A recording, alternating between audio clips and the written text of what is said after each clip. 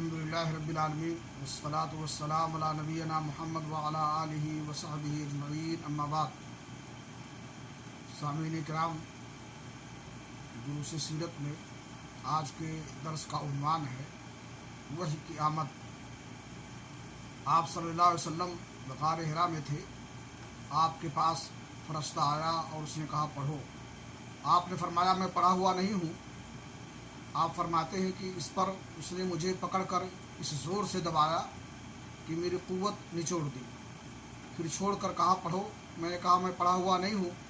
اس نے دوبارہ پکڑ کر دبوچا، پھر چھوڑ کر کہا پڑھو۔ میں نے کہا پھر کہ میں پڑھا ہوا نہیں ہوں۔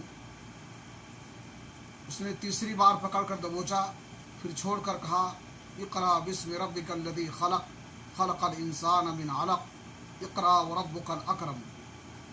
ان آیات کے ساتھ رسول اللہ صلی اللہ علیہ وسلم پلٹے، آپ کا دل دھک دھک کر رہا تھا۔ خدیجہ بنت خویلد کے پاس تشریف لائے اور فرمایا مجھے چادر اڑا دو، مجھے چادر اڑا دو۔ انہوں نے آپ کو چادر اڑا دی، یہاں تک کہ خوف جاتا رہا۔ اس کے بعد خدیجہ رضی اللہ عنہا کو واقعے کی اطلاع دیتے ہوئے فرمایا مجھے کیا ہو گیا ہے، مجھے تو اپنی جان کا ڈر لگتا ہے۔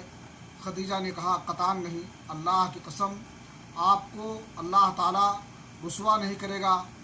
آپ صلہ رحمی کرتے ہیں، درمادوں کا بوجھ اٹھاتے ہیں، تہی دستوں کا بندوبست کرتے ہیں، مہمان کی میزبانی کرتے ہیں اور حق کے مصائب پر اعانت کرتے ہیں۔ یہ خوبیاں ہیں جن کی بنیاد پر اللہ رب العالمین آپ کی حفاظت کرے گا۔